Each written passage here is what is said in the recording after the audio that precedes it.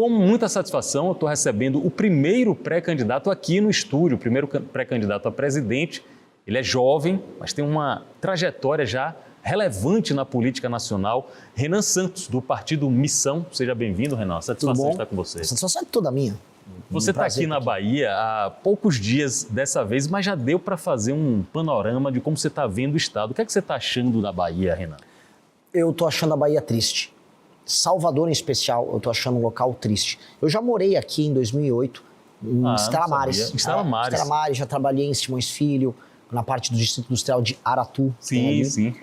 Eu conheço relativamente bem Salvador. Mudou de 2008 para cá? Eu acho que mudou o espírito das pessoas. É muita derrota uma atrás da outra. Derrota no sentido de, aqui foi tomado pelo crime organizado, viver aqui está muito inseguro, a cidade não desfavelizou e a cidade diminuiu de tamanho. Salvador perdeu gente, a Bahia continua perdendo gente.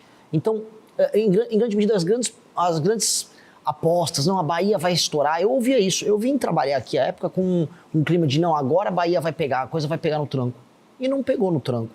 Eu acho que a situação da Bahia é muito difícil, é um dos lugares mais delicados para se resolver e, infelizmente, olhando o arranjo político que a gente tem, não há uma solução fácil. O governo federal, e eu ganhando, vai ter que ter uma atenção muito especial aqui para a Bahia. A que você atribui a Bahia estar nessa situação, Salvador? Porque são dois comandos diferentes. O Estado é comandado pelo PT há praticamente 20 anos e a Prefeitura é comandada pelo grupo de ACM Neto, atualmente com o prefeito Bruno Reis.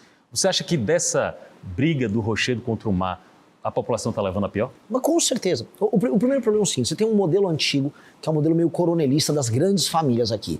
O ACM Neto é meio que um herdeiro disso. Falta imaginação para eles. Eles precisam tratar de tornar o Estado um lugar desenvolvido e gerar emprego de qualidade. E tornar, vamos dizer, a lógica velha do Estado assistencial que cuida das pessoas parte do passado. Do outro lado, o petismo misturou com o coronelismo do interior do Estado, fez uma fusão com os caras, misturou o sindicalismo deles, aquela coisa de, vou fazer políticas sociais, a compra de voto baseada no carisma, e eles se mantêm aqui há 20 anos. Então, essas duas respostas que foram dadas para as pessoas não funcionaram. E aí, coisas que avançaram. Crime organizado, a chegada dos chineses, e eu tô alertando para onde eu vou, a chegada dos chineses não tratem como um presente, como algo bom. A chegada da BYD é uma imitação do modelo de colonização que a China está fazendo na África. Igualzinho, trazem os trabalhadores deles, eles viram uma elite local, econômica, casam com a mulherada aqui, começam a se firmar e começam a atender o interesse dos chineses. E eles estão fazendo isso, eu sinto isso da parte do governo federal do PT e do governo estadual também do PT, muito porque eles sequer acreditam que a população local vai se adaptar a um regime de trabalho mais intenso com os chineses. Então eles largaram mão e aí estão trazendo a chinesada para cá. Então eu olho tudo isso com muita desconfiança. E eu acho que a galera aqui da Bahia tem que entender que nós precisamos urgente fazer a Bahia sair desse clima de derrota que ela está. Vamos aprofundar algumas das propostas de Renan Santos, pré-candidato a presidente pelo Partido Missão, mas antes eu quero falar um pouco sobre você. A primeira vez que eu tive conhecimento de Renan Santos na política foi meu amigo e gerente de jornalismo da Aratu, o jornalista Matheus Carvalho, que falou: presta atenção nesse jovem, até mais jovem do que a gente, você um pouco mais jovem do que a gente. Presta atenção nesse jovem, ele está com ideias legais. E aí, acompanhando o sentimento de Matheus Carvalho, eu fui prestando atenção na sua trajetória. Você não pode ser chamado de um outsider da política, porque você já está trilhando o caminho da política há algum tempo. Quem é Renan Santos na política? Vamos lá, Renan Santos fundou o maior movimento político da América Latina, que é o MBL. Fundei junto com o Kim Kataguiri, nosso deputado federal. Fizemos as manifestações que derrubaram a Dilma Rousseff, ou seja, eu tenho experiência em derrotar o PT, isso aqui que fique claro. Derrotei a Dilma e depois participei das ruas daquilo que foi a prisão do Lula em 2018. Não me rendi ao puxa-saquismo Bolsonaro, como boa parte da direita brasileira fez, porque todo mundo começou a puxar saco do Bolsonaro para tirar uma lasquinha do Bolsonaro, da popularidade dele. Só que o Bolsonaro errava, especialmente o filho Flávio, e ninguém apontava os erros. Hoje estamos com o Lula, se a gente não crescer nas pesquisas, praticamente reeleito, porque se ele for para o segundo turno com o Flávio, tá barbada. E por que tá barbada? Porque o Flávio comete todos aqueles erros, e eu tô chamando de erro aqui, bem entre aspas, porque a gente sabe muito bem o que o Flávio estava fazendo. Eu vou prestar atenção maior nisso. O que é que Flávio Bolsonaro foi fazer encontrando com o Daniel Vorcaro no momento em que ele já estava com tornozeleira eletrônica? Troca de favores. O Daniel Vorcaro, ele comprou toda a política no Brasil e parte do judiciário. E quando você compra, você recebe algo em troca. Ele não está só distribuindo dinheiro.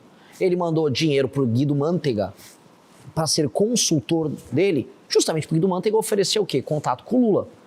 Ele também teve contratos com familiares do Jacques Wagner aqui da Bahia. Ele teve contratos que são dos mais diversos com o ministro Lewandowski.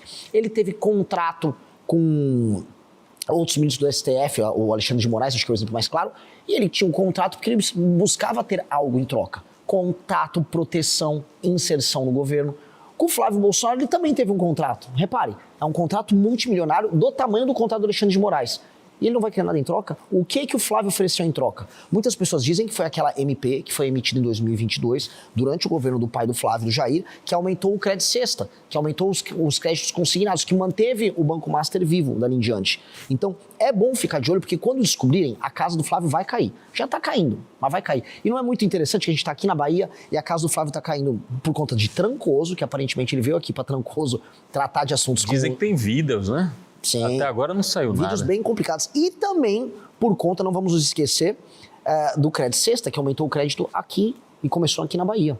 Tá com o Renan Santos aqui, pré-candidato pelo Partido Missão, visitando a Bahia e tentando preencher uma lacuna que é o que os especialistas apontam do seu teto de votos de pesquisa, né? O teto de avaliação de pesquisa, é justamente o desconhecimento. Sim. Como é que você... aliás, é um problema entre os candidatos, é um problema que dá para sanar em 5, 4 meses. Outros problemas de outros candidatos não dão para ser sanados em 4 meses. Exatamente. Como é a sua estratégia para ser mais conhecido? Trabalhar muito mais de todo mundo. Eu sou uma máquina de trabalhar. Eu estou rodando o Brasil de carro, de avião, do jeito que der, a pé, se precisar, vou a cavalo, vou nadando, eu vou em todos os veículos de imprensa que eu puder, vou conversar com todo mundo, vou ser atacado, vou responder sempre com educação, não lacro para cima de jornalista, mas trago a minha versão dos fatos, minha visão do que eu tenho para o Brasil, e com base nisso a gente vai criando um padrão. E qual é o padrão? Onde eu sou conhecido, eu viro voto. Por exemplo, onde eu sou mais conhecido entre os mais jovens. Onde eu estou entre os mais jovens na pesquisa? Em primeiro. Então, se eu fico conhecido, eu vou para primeiro. Então, começando a me conhecer mais no público de 25 a 35 agora. Ou seja, não tão jovem. É 18 a 24. Do 16 a 24 eu estou em primeiro. No de 25 a 35, eu já estou com 12%. Eu tinha 2% ali. Então, conforme vou me conhecendo, eu vou subindo. E depois de 35 a 45, também vou subir. É uma questão de tempo. As pessoas estão me vendo na TV, estão me vendo nas rádios, estão me vendo na internet. E aos poucos eu vou apresentando as propostas. Essa subida tem algumas reações do chamado establishment. Por exemplo, eu vi recentemente, acho que na Folha de São Paulo, colocando Renan Santos como se fosse um representante da tecnocracia do Vale do Silício, da extrema-direita, e citando inclusive o manifesto que vocês têm dentro do Partido Missão, como se fosse uma peça disso. É uma reação do status quo? Putz, assim, ó, toda vez que um jornalista te chama de fascista às vésperas de uma eleição, você ganha a eleição. É o clássico, né? Chamaram o Trump de fascista, o Milei de fascista, o Bolsonaro de fascista. O que aconteceu? Todos ganharam. Agora chegou a minha vez de ser chamado de fascista. Foi uma matéria muito mal feita da jornalista. Eu fiquei até com dó da jornalista. Eu mandei uma mensagem pra ela, não brigando, explicando, ó, se eu quisesse pegar a sua matéria e te desconstruir publicamente, eu faria, porque a matéria é muito mal escrita, não entendeu o que está sendo dito. Mas eu não vou fazer isso. Mas dica, faça um jornalismo melhor. Porque ali era só uma matéria de ataque de uma pessoa que começa a ficar desesperada porque percebe que a gente tem viabilidade. O que eu vou falar? É um misto de dó, mas também de felicidade, porque aparentemente vai dar certo o nosso projeto. 42 anos de idade, pré-candidato à presidência, fundador do MBL e também do recém-criado Partido Missão. Renan Santos é nosso convidado aqui no Linha de Frente. Vamos pensar na possibilidade de você ser presidente da República e como organizar ou reorganizar o nosso país. Algumas questões estão estampadas aí na sociedade. Por exemplo, endividamento. O Desenrola, promovido pelo governo do Brasil, ajuda a diminuir o endividamento? Muito pelo contrário. O Desenrola fracassou, tanto que eles vão fazer o Desenrola 2.0. Ora, se você cria um programa de tirar a dívida das pessoas, e logo em seguida as pessoas se endividam novamente e você precisa fazer outro programa, apenas quer dizer que o programa ele gera um estímulo para quê? Para que a pessoa crie dívidas e não pague. E aí a pessoa que está sendo um bom pagador, não tem nada de bom para ela, só está pagando os juros mais altos do mundo.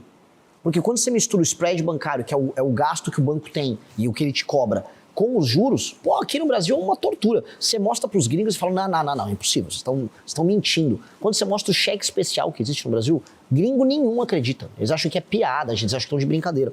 Então, naturalmente, o Desenrola não funcionou e o Lula só está fazendo isso para comprar voto em período eleitoral.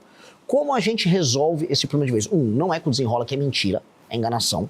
2, é você tendo um sistema de cobrança claro. Então, se a pessoa tem uma dívida num banco, ela tem que saber qual é a dívida dela, quanto ela vai pagar de juros. Quando ela assina aquele contrato, muitas pessoas no Brasil fazem, vamos dizer, de maneira impulsiva.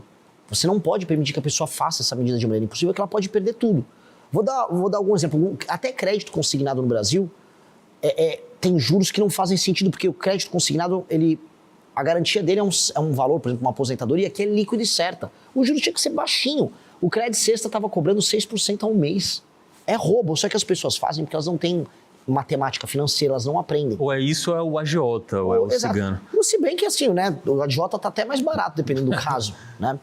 O que nós precisamos fazer?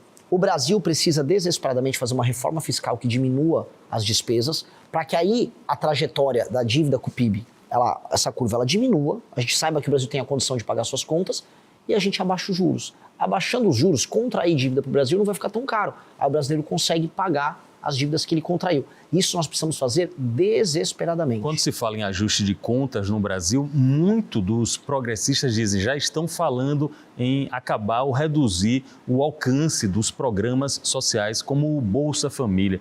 Você enxerga que o Bolsa Família também tem que passar por esse tipo de readaptação? Sim, com certeza. Então, eu tô aqui na Bahia, o estado que mais tem gente no Bolsa Família. Tô olhando para a câmera.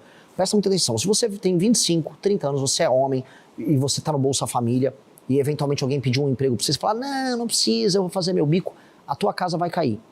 Tô avisando de maneira muito clara. E eu vou deixar isso muito claro, tá? Tem gente que quer viver na boiada, assim, pega um Bolsa Família e vai levando. Isso não vai poder acontecer. Sabe por quê? Porque tem um cara que é entregador trabalhando para pagar a conta desse cara. Eu acho isso muito injusto. Tem um motorista de Uber trabalhando para pagar a conta desse cara. Eu tô do lado da pessoa que tá trabalhando. E quem tá no Bolsa Família? É muito simples. Aqui no interior da Bahia, eu vou visitar essas cidades todas. Tem um monte de município que mais de 50% das famílias estão hoje em alguma medida vivendo de Bolsa Família e emprego na prefeitura. Quando essa pessoa for no CRAS, especialmente o homem que está desocupado, esse cara vai chegar lá e não vai encontrar o cartãozinho, vai encontrar um formulário de uma frente de trabalho. Vamos recapear a estrada aqui, vamos ajudar a capinar, eu vou pagar um valor maior que o Bolsa Família, só que você vai botar um macacão e vai trabalhar com o governo federal e com o governo municipal para resolver isso. E se ele não quiser? E se ele não quiser, não tem mais Bolsa Família. Aí vai ter que se picar. Ou ele arruma um emprego na iniciativa privada, ou ele trabalha com o governo nisso. Agora, ficar em casa sem fazer nada, isso está errado. Isso está moralmente errado. E nós precisamos mexer nisso, porque está sendo criada uma cultura de leniência com o não trabalho. O Bolsa Família, para uma senhora que tem 60 anos, 50 anos, ainda não se aposentou, tem 3 filhos, e ela não pode passar fome, poxa, a gente entende essa situação. Eu vou manter o Bolsa Família para essas pessoas. Agora, para a pessoa, marmanjo, que pode trabalhar, mas quer fazer a seguinte conta: eu faço um bico aqui, recebo um Bolsa Família ali, falo com o prefeito da cidade, trabalha numa campanha, ganha um empreguinho na prefeitura por um ano, essa casa vai cair. Dica, eu não vou deixar isso acontecer. E você fala de maneira muito transparente, né? Não é estelionato eleitoral. Você está dizendo o que é que você vai fazer, por mais que tenha resistência de parte do público. Mas não tem que ser assim. O político tem que ser assim. Se eu vou pegar um político tradicional e ficar, não, veja só, eu tô aqui para cuidar do povo. Não tem dinheiro para ficar pagando todas essas coisas. É muito programa social um atrás do outro. Eu tava numa favela aqui, tomada pelo tráfico. Tinha um botijão de gás gigante. O Lula mandou colocar um botijão de mentira gigante escrito, é gás do povo. Porque ele vai comprar voto dando botijão de gás para as pessoas na eleição. Aí é botijão de gás, é energia elétrica, é crime organizado rodando para lá e para cá, é Bolsa Família, toda hora um programa novo, aí tem agora o BPC. Pô, quem tá pagando essa conta? Você sabe quem tá pagando? É o trabalhador. É o cameraman que tá ali atrás, que tá ralando. Quando ele paga o imposto dele, ele tá sustentando isso. Tá vendo aí, Wagner? É todo mundo. É a mulher que tá vendendo acarajé aqui em Salvador. Todo mundo tá pagando essa conta. E aí essa conta tem que sustentar todo o resto da população e o político ainda quer ter voto com isso. Eu tô avisando, não dá. Bora falar de crime organizado, conversando aqui com o Renan Santos, do Partido Missão.